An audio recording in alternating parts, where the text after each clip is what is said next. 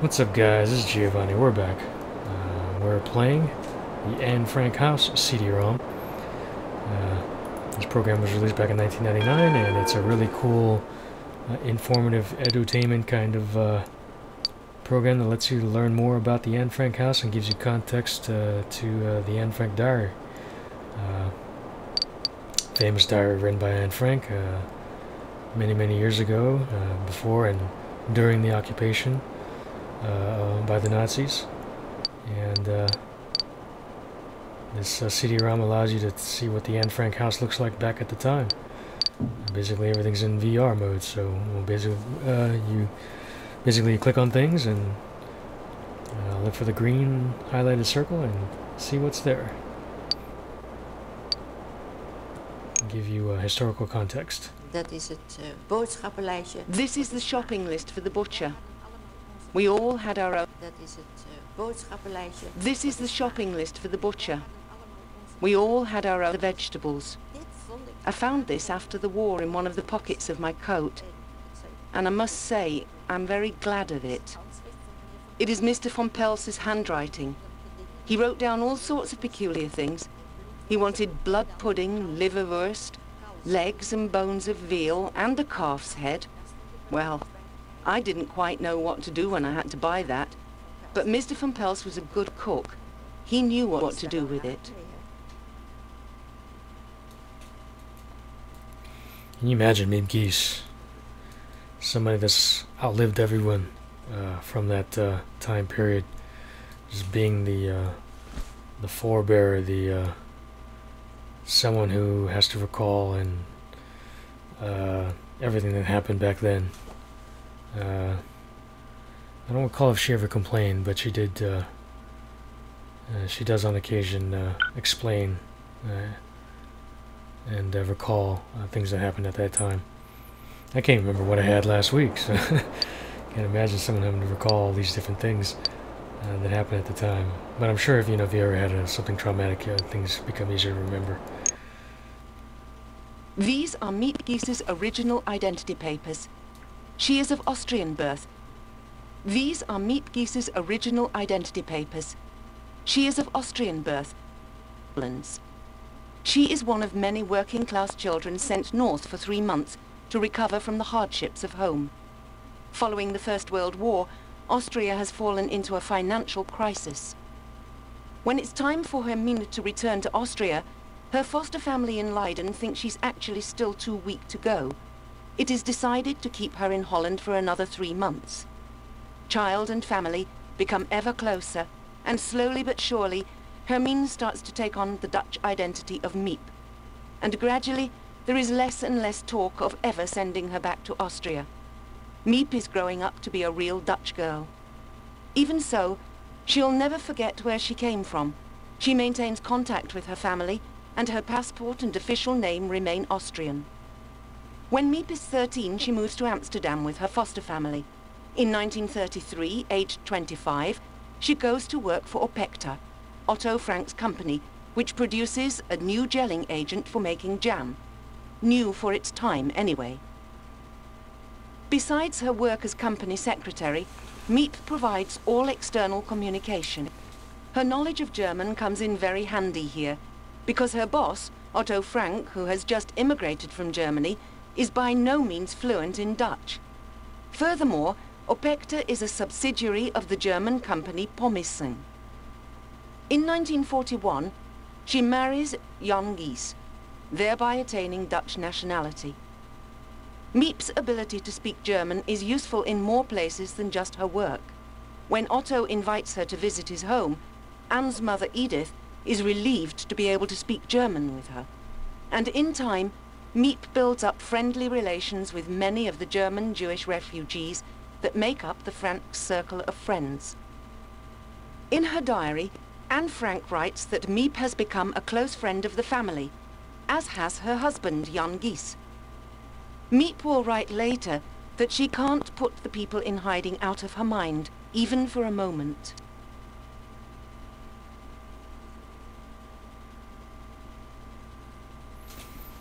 There you go. And more of the bugs. was pretty long. You got a good sense of what they were talking about. Okay.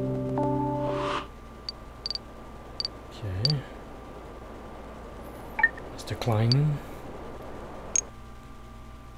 These people, shut in and in hiding, are always in need of distraction. Their helpers, like Mr. Kleiman, often bring books around. At the time, Sissy van Marksveld was a popular writer of books for young people, and Anne loves reading her work. However, Anne also takes interest in serious work.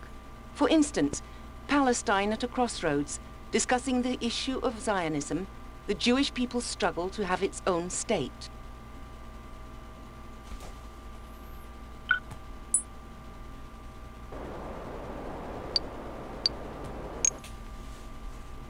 According to Anne's mother, when Mr. Kleiman enters a room, the sun comes up. In her diary, according to Anne's mother, when Mr. Kleiman enters a room, the sun comes up. In her diary, works as the bookkeeper. Since 1924, he's maintained a close business relationship with Otto Frank. Throughout the years, the two have become friends. It's Jo Kleiman who comes up with the idea of hiding the family in the Opekta office on the Prinsengracht. Together with his colleague Victor Kugler, he's responsible for hiding the families. This dangerous operation causes extreme stress, and Jo Kleiman begins to have increasing trouble from intense stomach pains. A sick helper is very frightening for families in hiding, because there is almost no one else to whom they can turn for help. After the war, Jo Kleiman and Victor Kugler continue operating the company with Otto Frank, who is the only member of his family to have survived the camps. After the publication of Anne's diary in 1947, more and more readers want to see the actual place where Anne Frank went into hiding. Kleiman therefore shows them around the secret annex. In 1959, Kleiman dies unexpectedly in his office.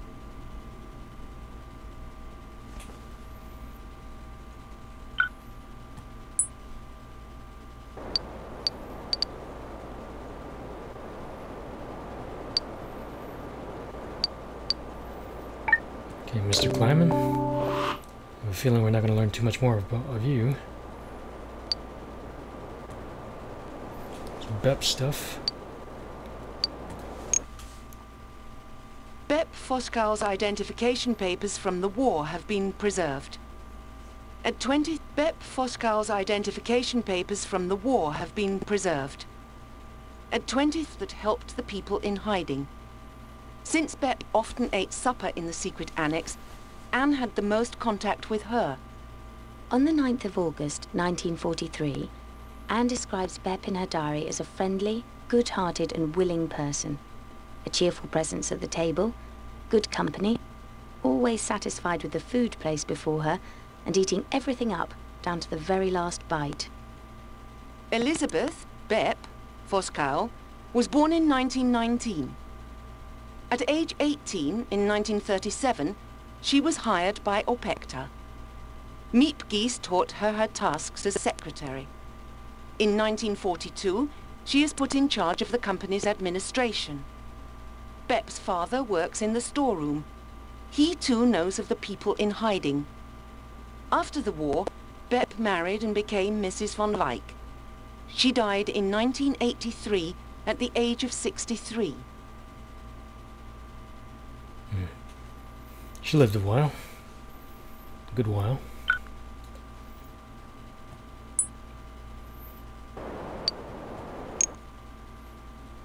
These are the original letters from LOI, which offers courses of study by post. While in hiding, Margot Frank takes a course from LOI in Latin. However, so as not to divulge her identity, she takes the course under the name of Bep Foskow, the office secretary. In her diary, Anne describes how this all takes place and how Margot's work is corrected in writing by a Mr. Nielsen, the LOI instructor. He seems very nice and witty too. Anne would also like to study Latin, but the course seems much too hard to her.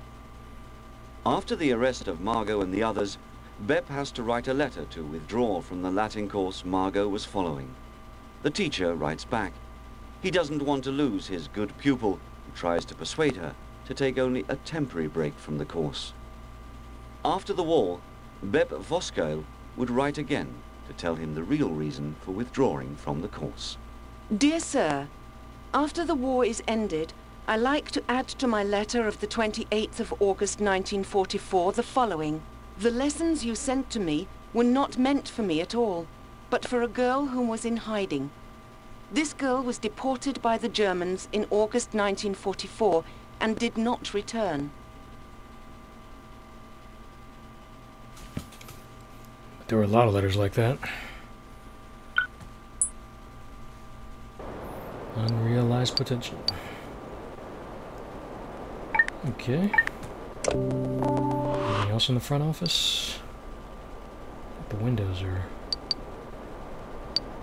yeah. July 6th, 1943. Life in the office goes on. Business as usual as much as possible. Nothing here must divulge the secret hidden here. Overdag spraken we niet. During the day, we didn't speak much about the people in hiding in the annex. Life just had to go on. Because if you talked about it, it would be a pressure. Then you would think about them all the time, and that wasn't a good idea. It was important for the outside world.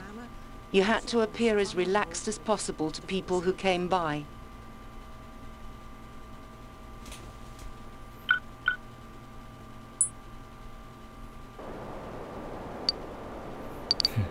Are you relaxed? I'm relaxed. What's wrong? Nothing's wrong. Nobody's back there.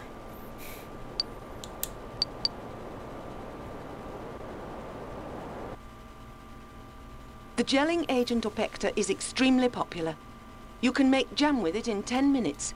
But the gelling agent Opekta is extremely popular. You can make jam with it in 10 minutes. But a telephone information service. And that's Miep Gies. She answers all the questions. Miep still remembers very well how that all got started. Ik ben in 1933 in dienst gekomen. I was employed in 1933. I thought I would be working in the office, but that was not the case. On the first day, Mr. Frank took me to the kitchen. He put down fruit and sugar and a recipe, and the stuff with which you make it, and then told me to follow this recipe. I was in that kitchen for at least a month, and really learned how to do it all, and how you can make mistakes and then put them right again.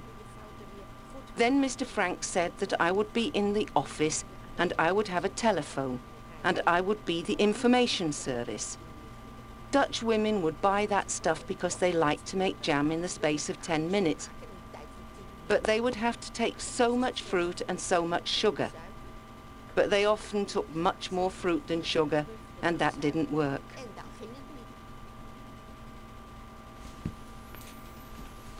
Must be hard.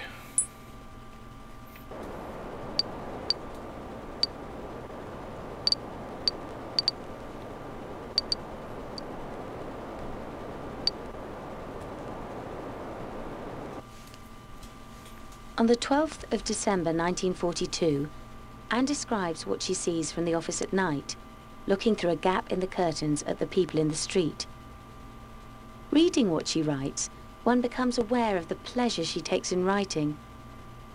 She sees people passing by, hurried almost to the point of tripping over their own feet. For Anne, it is a comical sight to see. People riding bicycles move so fast that she can't follow them at all.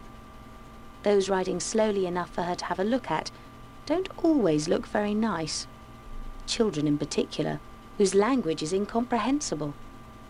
These are children who live in the nearby slums.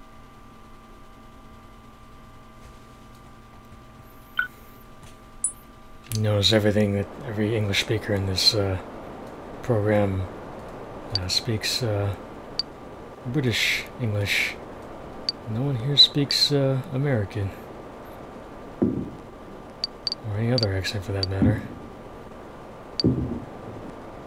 It's not America, it's Britain, the UK. Even though these people speak Dutch and German. Okay, we'll be back.